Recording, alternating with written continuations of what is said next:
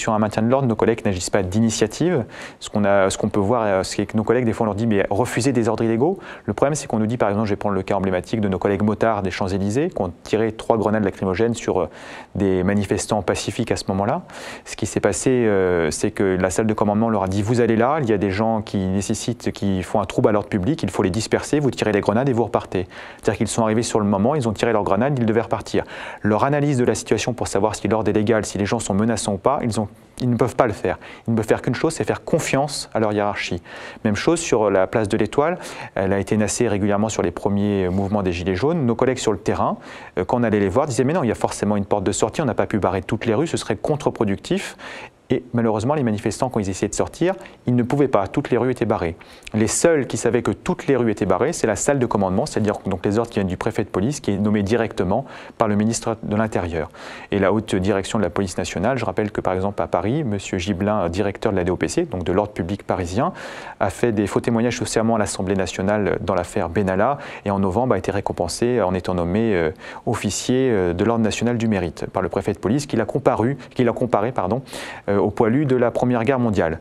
Donc voilà où on en est rendu au niveau de notre hiérarchie, à quel niveau elle est pieds et poings liés par le politique et qu'ils sont prêts à donner tous les ordres pour faire plaisir. Donc après, il y a quelques cas individuels de nos collègues effectivement qui peuvent déraper, mais quand on a tout l'ensemble de la situation, dans 99% des cas, cela vient des ordres de la hiérarchie et nos collègues sur le terrain ne peuvent pas analyser la situation. Donc c'est pas qu'ils exécutent les ordres très bêtement et méchamment, c'est qu'ils ne peuvent pas savoir que ce qu'ils vont faire est illégal avant de voir des vidéos qui vont partir par la suite. Donc ce qu'on incite les gens à faire, c'est si jamais vous devez déposer des recours ou des plaintes, surtout déposez plainte contre X pour que notre hiérarchie puisse être incriminée. Sinon on changera des pions qui seront sacrifiés, qui font partie du peuple, et notre hiérarchie en mettra un nouveau pion à la place. Donc ça ne sert à rien, il faut aller aux racines du mal, et les racines du mal sont notre haute hiérarchie. Il y a la deuxième chose, des collègues qui sont également envoyés faire du maintien de l'ordre sans formation, comme il n'y a plus personne à chaque fois qui mobilise 80 000 personnes sur les manifestations Gilets jaunes, ils sont obligés de prendre des collègues de la BAC, des collègues de commissariat, et on arrive à des choses parce que les collègues ne sont pas formés à ça. Après, on les invite bien sûr à utiliser leur droit de retrait parce qu'ils n'ont pas été formés, mais c'est très compliqué de résister à la pression hiérarchique qu'on peut subir.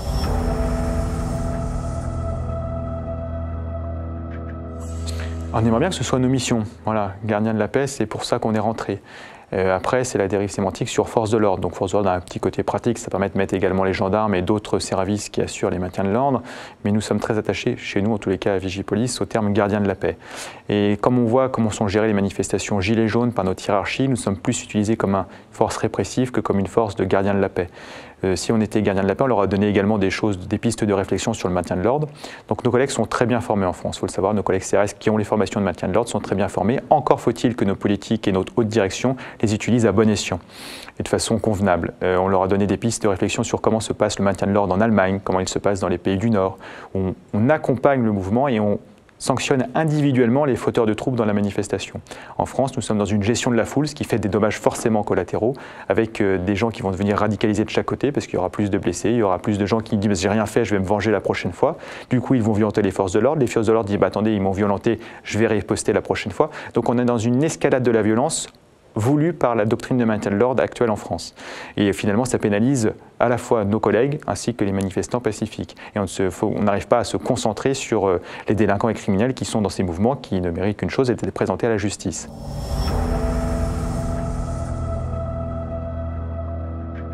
Sur les maintiens de l'ordre également, c'est qu'en France, on déploie 80 000 fonctionnaires régulièrement tous les week-ends, parce qu'il y a quelque chose que nos gouvernements oublient depuis 2008. M. Sarkozy a détruit les renseignements généraux. Les renseignements généraux avaient des contacts dans toute la société civile. Donc sur un mouvement comme les Gilets jaunes, on aurait forcément connu des gens des Gilets jaunes qui nous auraient prévenus pour que ça se passe bien en amont et que le jour J, on se connaît. Et puis c'est beaucoup plus facile d'avoir des gens en face qui ont déjà fait connaissance dans un contexte tranquille et calme. Et à l'heure actuelle, on n'a plus ce réseau. C'est-à-dire qu'on n'est plus, le gouvernement est obligé d'avancer en aveugle. Et du coup, ils doivent déployer des fonctionnaires partout et n'importe comment plutôt qu'aux endroits sensibles contre les personnes qui peuvent être dangereuses. Donc on est sur un déploiement de force aussi à cause de l'aveuglement des pouvoirs publics, et à l'heure actuelle, personne ne parle de reconstituer les renseignements généraux pour justement apaiser en amont tout ce qui peut se passer, prévoir, parce que prévoir et la prévention permettrait d'éviter les débordements. Donc c'est tout un ensemble, et là, le message envoyé par le gouvernement, mais même les gouvernements précédents, c'est on veut aller à la confrontation, on ne veut plus éviter la répression, et tout est mis en place pour que ça dégénère.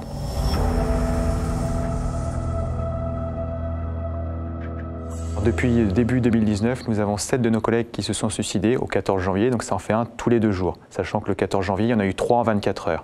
Et pour le moment, les pouvoirs publics n'ont pas l'air de s'intéresser au sujet. Je donne comme exemple, M. Castaner, depuis qu'il est ministre de l'Intérieur, a vu 17 de nos collègues se suicider.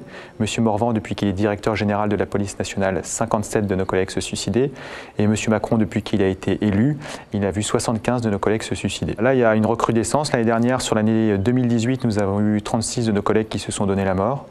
Et là, l'année commence très fort. Donc en général, c'est une perte de sens de leur métier, des pressions hiérarchiques. Et avec ce qu'on nous fait faire en ce moment, ce n'est pas forcément facile.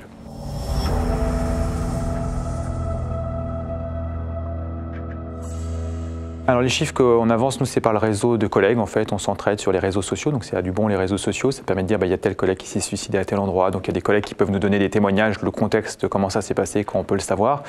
Et après, le ministère de l'Intérieur, lui, ne communique jamais là-dessus parce que ça le met en porte-à-faux. Depuis, c'est ce qu'on dit, c'est que quand un policier rentre dans la police nationale, il a beaucoup plus de chances, à l'heure actuelle quasiment 10 fois plus de chances de mourir de sa propre main que par un criminel. C'est-à-dire que l'institution a su nous protéger des criminels et des délinquants, mais pas d'elle-même. Donc c'est quand même catastrophique. Par exemple, à France Télécom ou à Renault, quand il y a eu une vague de suicides, toute la direction a sauté. Il y a eu des enquêtes externes. Chez nous, c'est des enquêtes internes, donc l'IGPN, notamment l'Inspection générale de la police nationale, qui vient vérifier. En général, les conclusions de l'enquête sur le collègue qui s'est suicidé sont déjà rendues avant l'enquête en disant problème personnel.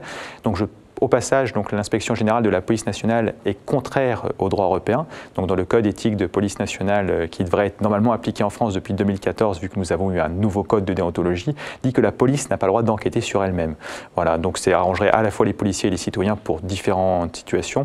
Et nous avons un organisme à l'heure actuelle qui lave plus blanc que blanc la hiérarchie et qui est capable d'accuser les policiers, de les rendre coupables ou innocents en fonction des besoins de com gouvernemental, ce qui est complètement aberrant dans une démocratie et une république.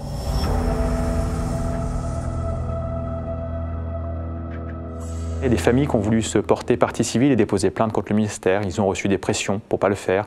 Ils ont reçu des menaces également. Donc c'est très compliqué d'aller plus loin. Les procureurs en général classent sans suite. Donc on doit saisir un juge d'instruction, ce qui complique l'enquête. Donc pour le moment, le ministère n'a jamais été condamné pour des suicides. Quand des collègues laissent, je pense à un collègue notamment du SDLP, donc du service des protections des personnalités, il avait laissé une lettre à son père expliquant son geste. L'administration et l'IGPN l'ont saisi en disant pour les besoins de l'enquête, on ne va pas vous la donner, on va vous donner juste quelques extraits. Donc le père a fait un appel sur les réseaux sociaux, il s'était filmé devant un commissariat avec un communiqué de presse et à l'heure actuelle, nous ne savons toujours pas, c'était il y a un an, s'il a pu enfin avoir l'intégralité du courrier que son fils lui a fait adresser.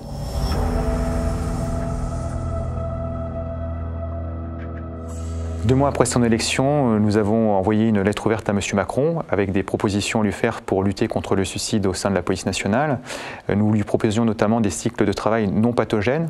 Par exemple, à l'heure actuelle, la grande majorité de nos collègues travaillent en 4-2, c'est-à-dire 4 jours travaillés, 2 jours de repos, ce qui leur fait un week-end sur 6 et jamais les mêmes jours de repos dans la semaine. C'est-à-dire que ça leur brise toute vie sociale, toute vie familiale et toute vie où ils peuvent voir des amis. Dans un métier où on a besoin de faire des breaks et de se reposer et de se reconstituer de ce qu'on peut voir au travail.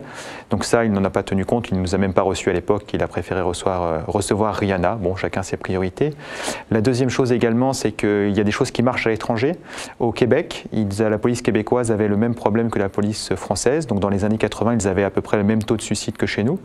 Grâce à des mesures très pratiques, par exemple, ils ont dit consultation d'un psychologue obligatoire tous les temps de temps pour tous les fonctionnaires, pour que personne ne soit montré du doigt, accompagnement quand il y a des missions difficiles, gestion du personnel non par la discipline et essayer de mettre tout le monde au pas, mais plutôt un accompagnement, une gestion humaine des personnels. Et en 30 ans, leur taux de suicide a baissé de 80%. Ce qui veut dire que quand on prend des vraies mesures d'accompagnement humain et qui respectent les gens, ça fonctionne. Nous ne comprenons pas, il y a des choses simples à mettre en place et pour le moment, aucune réponse.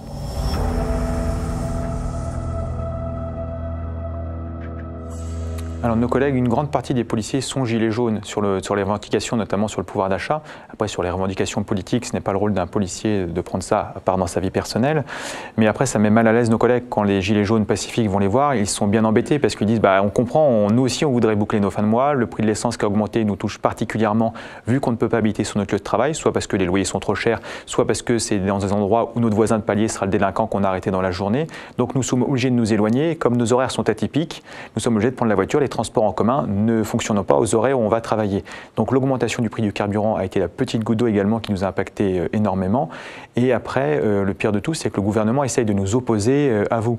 Je vais donner l'exemple, c'est qu'au mois de décembre, M. Castaner a réuni les syndicats dits majoritaires, donc les 3 qui ont le plus fraudé aux élections professionnelles pour garder leur poste, avec la complicité du ministère. Et ils sont annoncés en fanfaronnant qu'ils avaient gagné une augmentation de 150 €.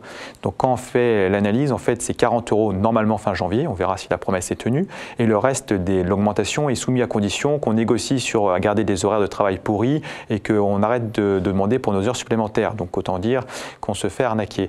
Et en parle tour de passe-passe, c'est que les 300 € de prime pour nos collègues qui avaient été sur le terrain, donc on dénonçait que cette prime était un petit peu scandaleuse, il suffisait de payer les heures sup, on aurait gagné plus d'argent, mais enfin bon, on aurait été content pour nos collègues qui l'aient, ils l'ont juste aussi supprimé. Mais dans la tête des gens, on a été acheté pour 300 € également. Donc c'est très compliqué d'avoir un ministère qui essaye à chaque fois, avec la complicité de nos syndicats majoritaires, de nous opposer aux Gilets jaunes. Après, dans l'ensemble des gens, les associations de policiers en colère soutiennent les Gilets jaunes. Il y a également, par exemple sur Paris, eu le collectif autonome de la police qui a fait un concours de Gilets jaunes policiers, c'est-à-dire que nos collègues se mettaient des Gilets jaunes, on voyait les photos, évidemment de dos pour ne pas être sanctionnés. Sur les ronds-points, les manifestations en province, nous avons beaucoup de photos de collègues qui ont pris des pizzas, qui ont discuté tranquillement, où ça s'est très bien passé. Et il n'y a vraiment que sur Paris ou dans les grandes villes où les casseurs sont instrumentalisés par le pouvoir et puis les médias, comme c'est en fait c'est sensationnel, donc les médias effectivement vont mettre en avant ce qui va faire le buzz, donc chacun son métier, mais après malheureusement ces images sont catastrophiques à la fois pour les Gilets jaunes et les policiers. Et d'ailleurs ce qu'on a pu voir, c'est que quand nos collègues attendaient énormément l'allocution de M. Édouard Philippe sur ces mesures quand il a pris sa prise de parole il y a 2 semaines. On espérait des mesures sociales qui permettraient d'apaiser le mouvement pour que tout le monde rentre chez soi. Il n'a fait que des mesures sécuritaires et répressives. Et nos collègues, je vais dire la réflexion d'un de nos collègues CRS, il avait dit « c'est sûr, j'ai que ça à faire le week-end, j'ai pas de vie de famille, j'ai pas d'amis à aller voir pour me reposer ». Donc on a des collègues qui ont fait des vacations des fois de plus de 20 heures sans manger, ou alors avec une petite compote pomme-pote et une bouteille d'eau de 50 centilitres. Et après avec des fois à travailler non-stop pendant 20 jours parce qu'on a les autres missions assurées pendant ce temps-là. Les services judiciaires complètement engorgés pour faire du chiffre et annoncer des interpellations et des gardes à vue avec 1080 personnes sur Paris par exemple. Donc on est sur de la communication politique répressive. Nos collègues n'en peuvent plus d'être détournés de leur mission.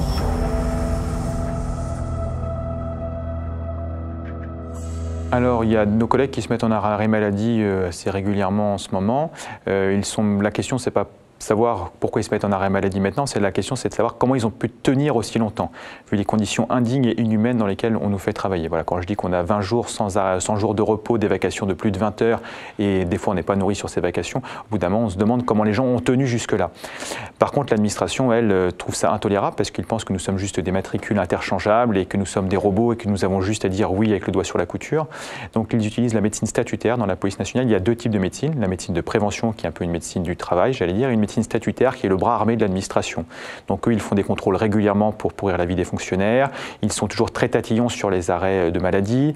Des fois, ils accusent le fonctionnaire de présenter des arrêts de maladie de complaisance, alors qu'un fonctionnaire ne peut pas écrire un arrêt de maladie de complaisance. S'ils ont un problème, il faut qu'ils se retournent contre le médecin traitant ou le spécialiste qui a fait l'arrêt maladie. Mais ils ne le font jamais par facilité. Ils sanctionnent nos collègues de cette façon-là au disciplinaire. Nous avons eu même une collègue qui avait été harcelée par sa chef de service. Par exemple, ils ont fait un contrôle chez elle à domicile en disant à tout son quartier qu'elle était policière. Donc le soir, en rentrant chez elle, sa voisine lui dit « Ah ben on ne savait pas que vous étiez policière ». Donc finalement, c'était 2 mois après les attentats de Magnanville. Elle a dû vendre sa maison pour protéger sa famille. Et sa chef de service, du coup, n'ayant plus son jouet à persécuter, a décidé de lui mettre un blâme pour manque de disponibilité pour le service à cause de son arrêt maladie. Après, nous avions donc à l'époque, par exemple, saisi la hiérarchie policière, donc M. Méric, qui était responsable sur Paris, et ancien conseiller police de M. Valls. Sa réponse a été « Je soutiens ma hiérarchie, donc c'est moi qui vais signer le blâme ». Finalement, notre collègue a obtenu gain de cause pour l'annulation de son blâme devant le tribunal administratif et la police nationale refuse de payer les indemnités, bien évidemment, et la décision de justice. Voilà, et nous sommes nombreux dans ce cas-là où le ministère de l'Intérieur fait bien ce qu'il veut avec sa médecine, fait bien ce qu'il veut avec les décisions de justice. C'est des gens qui sont au-dessus des lois et on fait ce qu'on veut. Voilà, on a eu l'exemple ce matin, M. Guéant qui a été condamné enfin à 1 an de prison pour détournement de fonds quand il était directeur général de la police nationale. Ça a pris 15 ans. Pour virer un fonctionnaire récalcitrant, il leur faut 5 minutes. Donc on voit bien le 2 poids 2 mesures.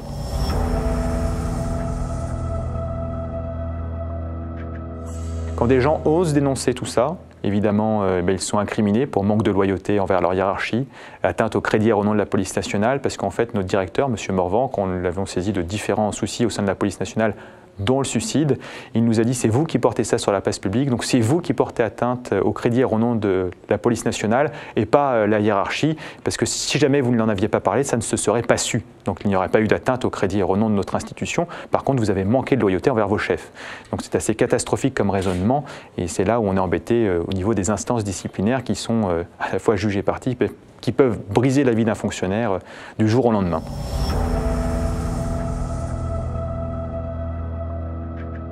Monsieur Castaner, en fait, voilà, c'est quand on remonte aux causes de tous les problèmes, on arrive au niveau de nos politiques, donc du ministère de l'Intérieur, Monsieur Castaner, et voire plus haut de l'Élysée. Parce que je rappelle, il y a aussi des petits dérapages de l'Élysée avec l'affaire Benalla, etc., qui est toujours en cours. Donc il y a une gestion philosophique du maintien de l'ordre, de la police et de la sécurité en France qui est quand même très déviante à l'heure actuelle. Donc M. Castaner a dit précisément qu'il ne connaissait pas de policiers qui avaient commis des fautes. Encore faudrait-il qu'il connaisse des policiers de terrain, je veux dire. Donc sur la sémantique, il n'a sans doute pas menti. Après, encore, c'est parce qu'il ne connaît personne. La deuxième chose, sur les suicides, il n'en parle pas, ça le mettrait en porte-à-faux. 17 suicides depuis qu'il a pris ses fonctions avec la politique de l'autruche, ça va passer. Bon, bah, je veux dire, au bout d'un moment, ça se voit. Donc M. Castaner essaie d'instrumentaliser tout ça, de nous envoyer au front. C'est-à-dire qu'on n'a jamais vu M. Castaner sur un mouvement gilet jaune, ou alors avant, ou alors après, pour nous dire merci. Quand on a besoin de se reposer, il n'y a personne. Quand on a besoin de formation, il n'y a personne. Quand on a besoin d'être écouté en dehors des 3 syndicats qui ont fraudé aux élections, il n'y a personne, il veut recevoir personne. Quand on veut débattre avec lui sur des différents médias ou journaux, il est toujours aux abonnés absents, il refuse parce qu'il a peur de la confrontation. Voilà, et la seule personne qui arrivait à lui poser une question, c'est Rémi Buzine, qui avait posé une question de notre syndicat, et M. Castaner a préféré ne pas y répondre. Voilà. Nous n'avons que des gens qui nous envoient au casse-pipe pour eux, pour leur carrière, pour leur com, et qui n'ont aucun intérêt pour le métier et aucun intérêt pour les gens que nous devons protéger dans la population. Donc il serait bien qu'on s'en rende compte, c'est pour ça que nous demandons la démission de M. Castaner, comme nous avions demandé la démission de M. Collomb, que nous avions fini par obtenir.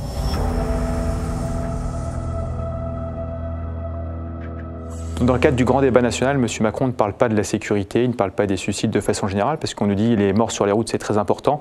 La première cause de mort violente en France, c'est le suicide, quand même, rappelons-le, et rien n'est fait pour lutter contre. Donc on invite M. Macron à se pencher dessus. On rappelle que là, normalement, Rihanna n'est pas disponible, donc s'il veut nous recevoir, c'est l'occasion.